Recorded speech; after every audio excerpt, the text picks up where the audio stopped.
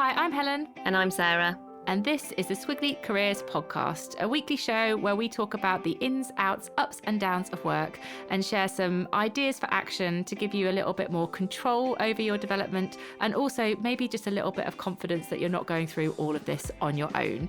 Every week on the podcast, our episodes are supported with lots of other resources to help you learn. So whether you download our pod sheet, you swipe through our pod note, or you join the conversation on Pod Plus, there's lots of extra stuff to help you. All of that is on our website at amazingif.com.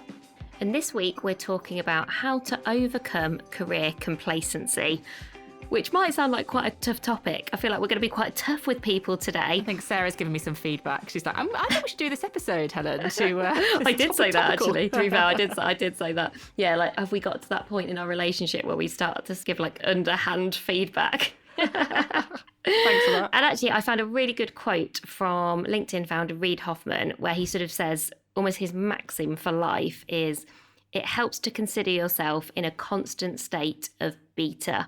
And really, I think this is the idea of always being work in progress, never letting ourselves get sort of too comfortable or coasting for too long.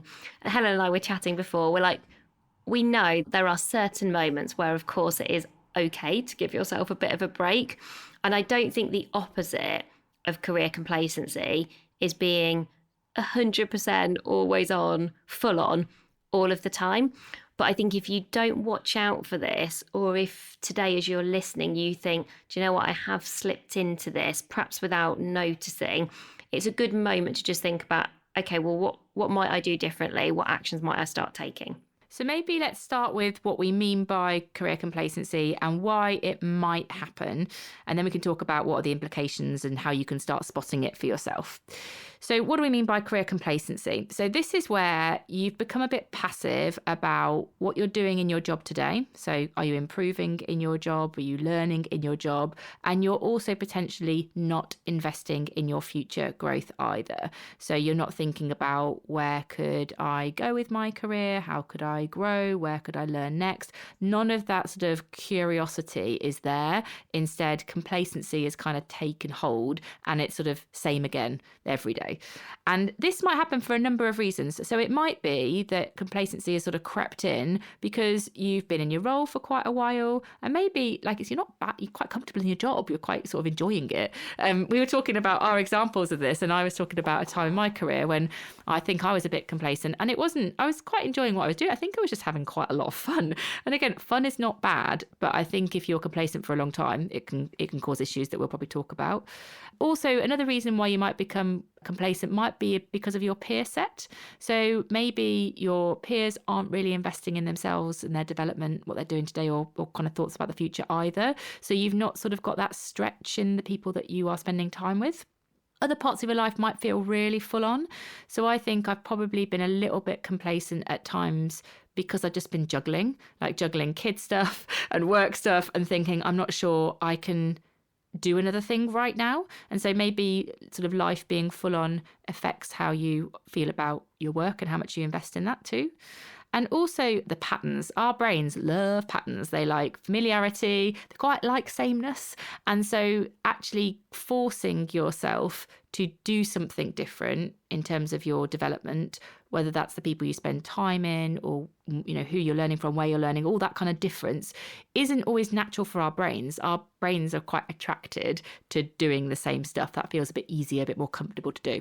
And so I think there is a carrot and a stick consequence to career complacency that's worth considering.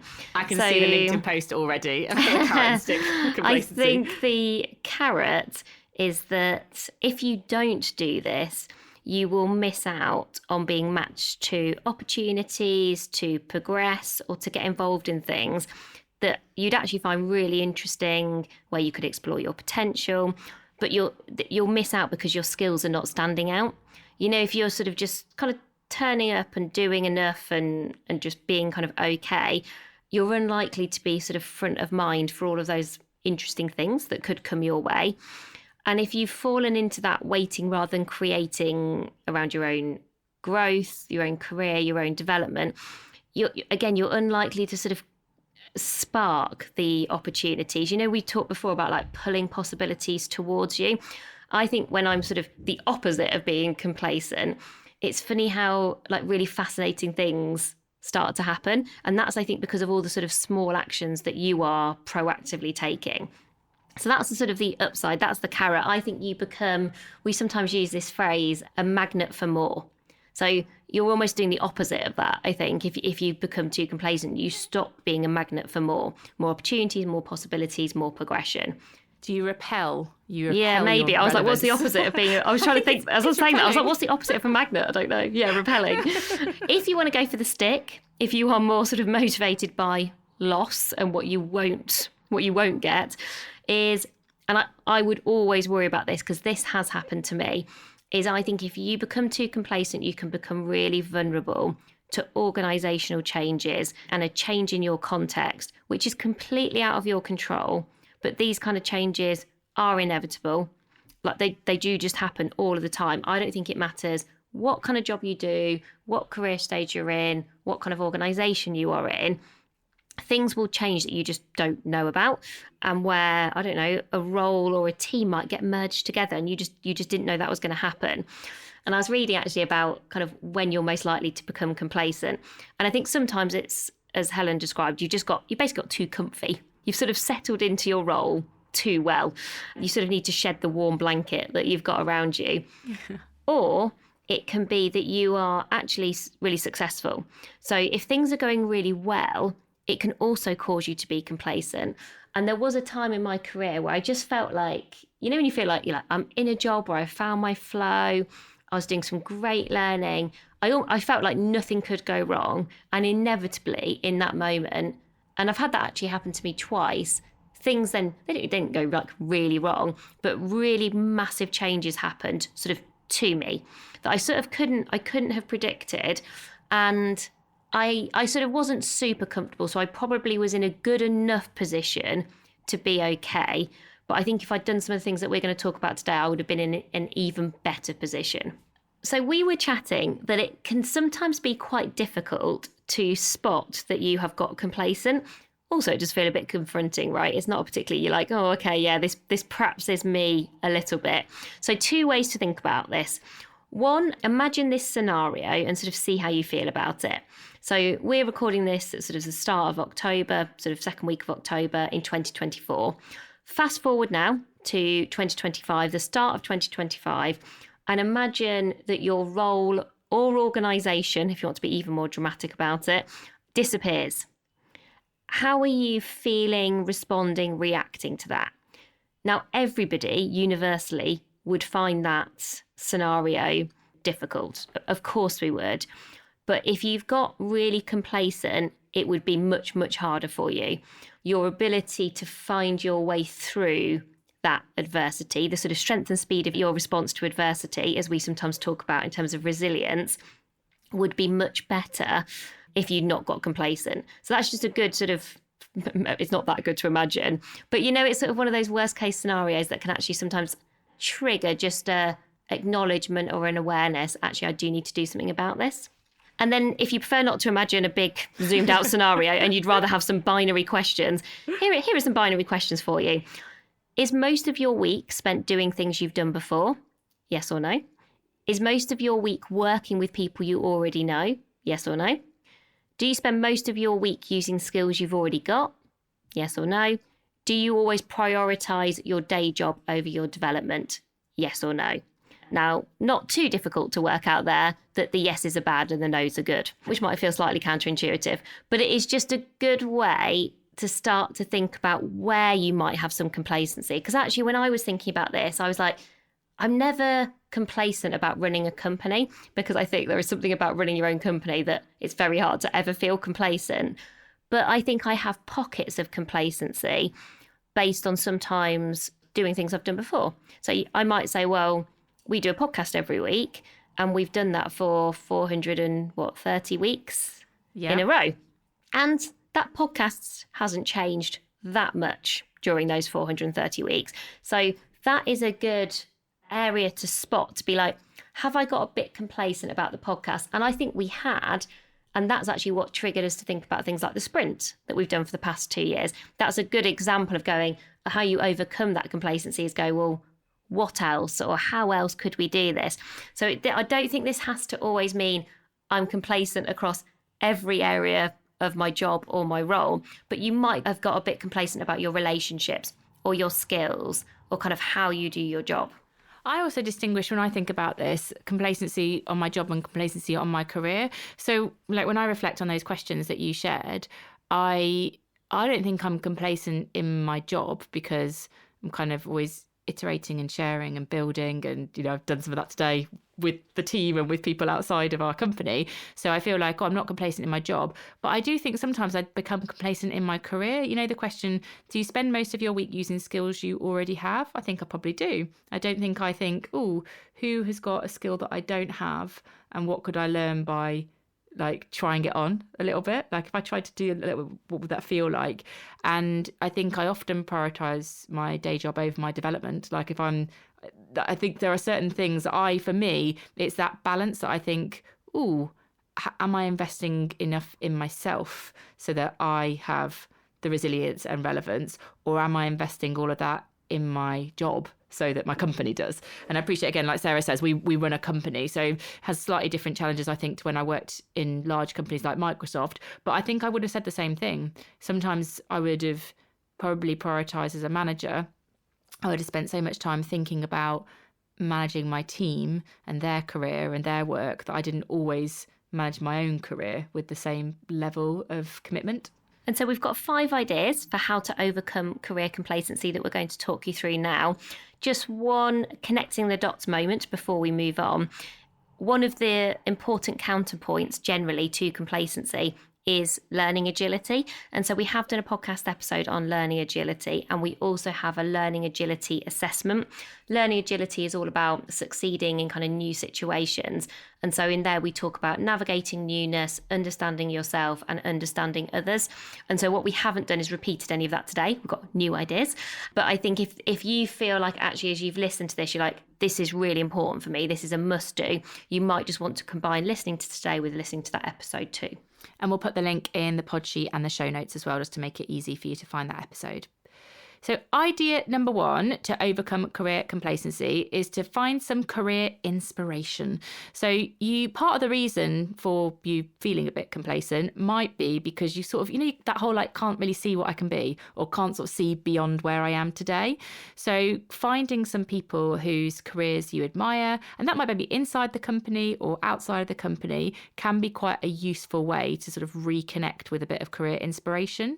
And when you're looking at those people, you're not trying to copy their career. Like, I don't think that's going to work very well. But I think you are trying to consider, well, what are the skills that they are using in their job, or what are the experiences they've had that are appealing to you, and what could you do to sort of develop in those areas or gain some of those experiences. So I was actually thinking somebody that keeps showing up on my LinkedIn feed, and weirdly I was scrolling through my phone and there's a picture of me on a boat with her, and I was like, oh, funny. But it was June Sarpong. Like, I really respect June Sarpong. I respect the different things that she's done. Like, I think the length of her career, she's been inspiring for a very long time and has championed causes for a very long time, from creativity, from diversity. She's done some interesting stuff recently in terms of politics, which I found quite interesting to see. Entrepreneurship, so she does quite a lot with EY. I feel like I keep seeing June in different places in my life. And I really, in terms of why I get inspiration from her, I think it's the cause-related career that she has basically created for herself, and how she stands up for something. Like, she's definitely kind of has these sort of principles that she stands up for, and she uses her voice. And I really respect how she's built a profile that helps other people. Like, those, if I was writing them down, it'd be those things. And you think, well, okay, well, I could do some of that. I don't need to be as famous as June Sarpong to do that. I could do some of that on a kind of small level. Like, what are the courses? How do I use my profile to help other people? And it can sometimes just unlock your thinking, I think, a little bit about your career. Yeah, I was thinking about this, and I always find Margaret Heffernan really inspiring. And she's been on the podcast before as well. You can have a listen to her there. But one of the questions she gets asked most frequently is like, why are you still working? And she's like, well, because I'm still curious and got a lot to give and really interesting and interested. If you read her words, she's got a point of view. She's really sort of well read. She's very she's interested in technology, which, you might sometimes be like, oh, that's harder when maybe people are older, but she's like the exact opposite of that. She actually wrote a really good post about lean in and how lean in hasn't dated very well, which is worth a read on LinkedIn. It's a really fascinating reflection on, sometimes things have a moment in time, right, but it doesn't always kind of last well. And so again, a bit like you were saying, I don't have to be her. I think she is more externally opinionated than I think I maybe could ever be. I feel like she's braver than me in her points of view, certainly that she kind of shares. But I feel like she is that kind of insatiably curious, always kind of learning, doesn't really ever want to kind of stop doing that, and is staying really relevant. And I'm like, that's what I want to be, and like, what do you want to be when you grow up? I'm like, that. But maybe without the kind of quite as overt opinions necessarily. It just feels slightly less comfortable for me, but maybe that's a good thing, right? Stops you being complacent.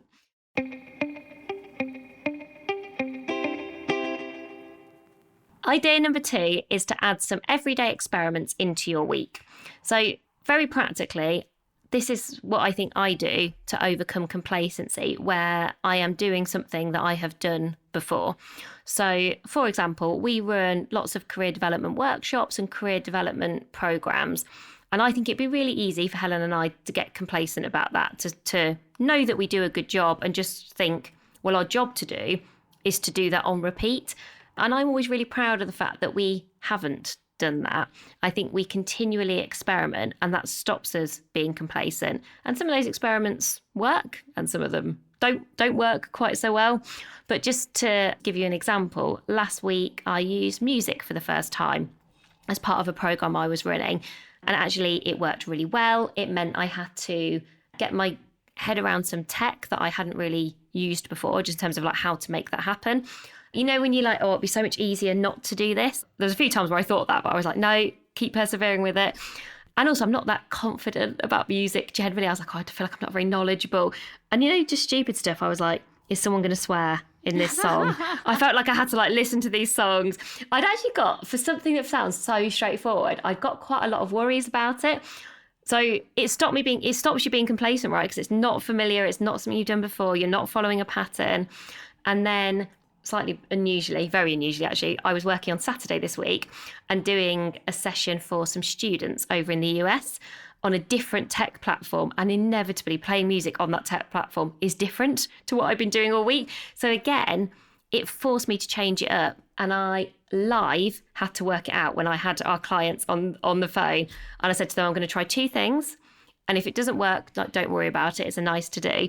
But that also feels really like the opposite of being complacent to me, because I was like, oh, showing you're working always feels quite exposing. And I was like, no, just take a deep breath and kind of persevere with it. But I always see how any small experiments you do, it just stops you having that same again status quo. And it sort of doesn't matter too much what the experiment is. Maybe it's like leading a team meeting in a different way. Maybe it's turning your agendas into discussion, decision agendas. That was a very popular experiment that I talked about last week in a program, rather than just a list of bullet points. Basically the point is mix it up a bit. I did this last week, actually. Well, I saw a couple of things came together. I saw that LinkedIn are now prioritizing video, and LinkedIn's quite a big way that we connect with people. I thought, oh, I haven't done kind of video for a while. I used to do career tips all the time on Instagram, and I think I've just become a little bit de-skilled. The technology has moved on and my skills haven't. And so I was like, right, you are going to post a video using a new bit of technology. And it was really uncomfortable because you waste a lot of time. At the beginning, I'm like, oh, I downloaded that doesn't work. Oh, I don't know how to use that. I can't work out how to do captions here. You have to waste a bit of time, but then you get so much pride. So I found an app and I posted it. Was it the best thing you could see on LinkedIn? No, it was not the best thing on LinkedIn. But as a result of that experiment, I now know how to use some bit of technology that I didn't use before. I'm going to do a week in the life. Sarah and I've got quite a busy squiggly week, seeing lots of different people this week. And is that why you were just taking a picture of me with your phone? Oh, did you see that? Do it. Hilarious. You totally thought you got away with it. I was like, what is she taking a picture for?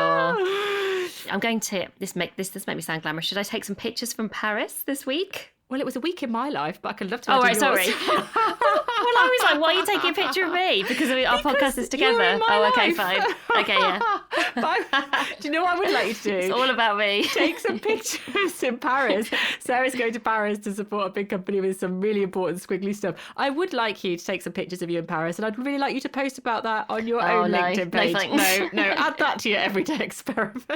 No, thank you. No, thank you. Opted out. Oh, moving on to idea number 3 to overcome career complacency, which is to connect with an ambition ally. So this goes back to the point we said, well, why can we sometimes kind of fall into complacency without realizing it? And it might be that you're kind of just with a group of people who aren't like, they're just kind of not that interested in development, which is okay, but it might not really help you. And sometimes connecting with an ambition ally. So this is somebody who is proactively learning something, they're exploring their career, maybe they're having some career conversations, they're just doing something with their development that can sometimes kind of unlock that spark with you. I always have this with Sarah. I don't think I've ever had anybody in my life that is as curious and kind of challenging as Sarah. Like you will always be like, oh, we could do it better, or what about this, or you'll always be reading, or you know, Sarah always contributes something new, and it always makes me think, like, I can't rest on my laurels. That's quite like old school language. I'm like, gotta keep my game up, else I'm gonna not contributing that much to the company. And it's never a competitive thing, but I definitely think it just makes you think, oh, what can I bring? What can I contribute? And so having those sort of non-competitive relationships with people who are invested in improving, I think is so helpful for your career. And as I said, I've always had Sarah. I have the EY Winning Women is a community that I've been part of for a year. I graduated, I think it was last week, had my graduation. Did I tell you? I graduated. No. Yeah, they can't get rid of me now. I'm basically in this like never-ending alumni. It's brilliant. But that has been amazing because I've been spending time with women whose businesses are bigger, or, you know, they're based in different countries, and just learning through them and sort of questioning what I don't know has been really helpful. So that could be like a one-to-one relationship, like someone else who's investing in themselves and sort of improving in different areas, or like a one-to-many. So that could be a professional community, sort of like a peer-based community. I mean, you could create it, but those communities or ambition sort of allies are really, really helpful to keep you learning. Idea number 4 is about setting yourself a short-term resistance goal. So this is sort of a new idea that we've come up with from reading a bit about complacency, and I really like it because I do quite enjoy starting with a negative or kind of giving ourselves permission to talk about the things that get in our way and hold us back in a way where then we can use them as fuel for our development. So there will be something that you're resistant to. Whether it's something you're apprehensive of, you're scared of, you know, when you're like, oh, I'm just not good at ... Or maybe something that you sort of put in the box of, oh, it's not really my job, or you kind of dismiss it as like, well, someone else will do that. So something that you feel some resistance towards. I reckon everyone listening will be able to recognise that, because none of us are perfect. So we will all have something here. And if you use that as a starting point to set yourself quite a short-term resistance goal, so this is not over the next year, I think this is in the next month, at least sort of to get you underway, because you're sort of trying to break free of this complacency, I guess, then actually it will just help you to sort of do something different. And you can almost then start to have fun with it, I think, almost be a bit playful with like, well, I'm quite resistant to this. I think there's a level of like, it's almost like the change curve, isn't it? Like, I'm accepting that I'm resistant, but then I'm actually going to sort of take action and sort of do something about it. So when I was first thinking about this, I was like, well, what am I sort of resistant to? And it wasn't that I was apprehensive or scared about it, but I think there are some things that I just, in my head, I have a column where I'm like, that's sort of Helen's column. And I think sometimes then, do you know what? If I was being really honest, it means that on those things I get lazy. Because I'm like, well, Helen's brilliant. That's in the Helen learning and leading column. She doesn't need me. I don't need to do anything. And I definitely get passive and sort of wait to be told. Like, oh, I'll wait to be told what the answer to that really hard question is. I'm just going to leave Helen to do that work. And so something like our podcast, where long-time listeners will know we made the decision to take the adverts off a couple of months ago. Now, we made that decision together, And we are exploring different ways of kind of making sure that the podcast can pay for itself, which is way harder to do than you'd imagine. But when I say we, Helen is exploring different commercial models for our podcast. What's the podcast going to look like in 3 years' time, in 5 years' time? And I think a really good short-term resistance goal for me would be to say, in November, I'm going to talk to at least 3 people who I think could help me explore different ways of growing our podcast to reach new people, to make sure that it sort of broadly pays for itself, which would just be helpful, doesn't cost us too much money, but primarily it keeps being useful. Like, how do we make sure it's as useful in 5 years' time as it is today? And so actually it has really prompted me to think about, like not being complacent about it and go, take that accountability, take that create, not wait mindset. And actually even saying it out loud, making it short term, going in November, I'm going to have those 3 conversations. I start to go, actually, I'd be quite excited about doing that. I'd be quite interested in that. I think I've just, when you revert back to default, which is why I've not done anything. Helen's going, please do that. Yeah. I am exactly. I can literally see her nodding her head because these examples are not made up. That will bring you towards my thinking. I'm like, rather than me having to drag you. I might have different thoughts. Well, you are welcome to these different thoughts. I look forward to the conversation. I found most useful with the resistance goal, because originally I found that kind of framing a little bit tricky. But what do you not do because you think it's someone else's job to do?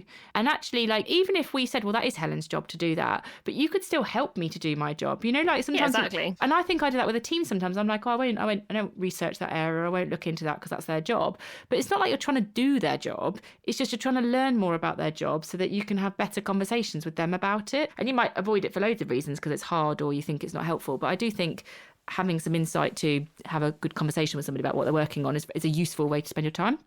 So our final idea to overcome career complacency is to have some learning to look forward to. And this is about planning some learning in that takes you away from what's comfortable. So the short-term goal might be some, that's kind of maybe a smaller thing, like Sarah's like, it's in November, whereas learning to look forward to, it might be slightly further out and it might be slightly bigger. So you might think about what's something new I'm going to learn and who am I going to learn it with and where am I going to learn? And I think creating something that you can really connect to, I think learning to look forward to is different for different people. So I was looking like a new course that David Hyatt's got out. He popped up on my LinkedIn this morning and I was like, that might be, I would look forward to that learning because I like him and I like his brain. Yeah, always good. Or even like reading days where Sarah and I were talking, there's a particular place that I like to go where I go with my books on my own. I'm such a geek. And I just sit there, my 4 books or a pot of coffee. And that is learning that I look forward to. So some of it is with other people and some of it is just me on my own.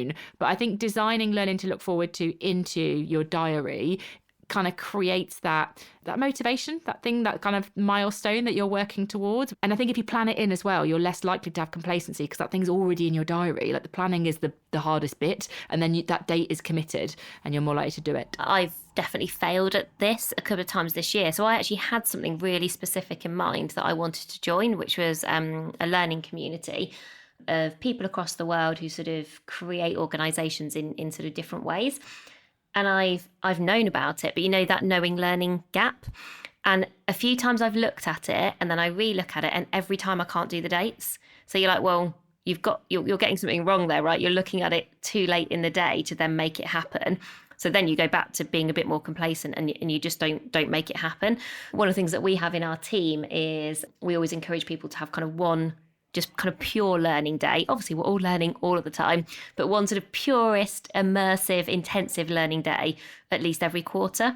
And I actually think probably, even if you're listening to this, which means you're probably a pretty good learner, sometimes we can look back over a quarter, look back over the last 3 months and think, have I just spent a day like really learning, like Helen described? It doesn't always have to be going on a course. You could be reading some books, you could be going to an event, it could be part of a community. Every so often, I do think you need that break away from the day-to-day. And often when you talk to people about those experiences and say, oh, well, what did you gain? As much of the sort of the specific learning, it's also that space. It's when you spot, actually, do you know what? I could try this in my job. Or I haven't talked to that person for a while, or this would be interesting. So I think it's kind of almost stepping away from your job temporarily then stops you being complacent because you see things, don't you, in a different way. You get perspective. Quick summary then of the 5 ideas for action. Number 1 was to create some career inspiration. Number 2 was add everyday experiments into your week. 3 was connect with an ambition ally. 4 was set yourself a short-term resistance goal. And 5 was find some learning to look forward to. So I hope you found that a useful episode. If you ever have any ideas or questions, you can get in touch with us at helenandsarah@squigglycareers.com. But that's everything for this week. Thank you so much for listening, and we'll be back with you again soon. Bye for now. Bye, everyone.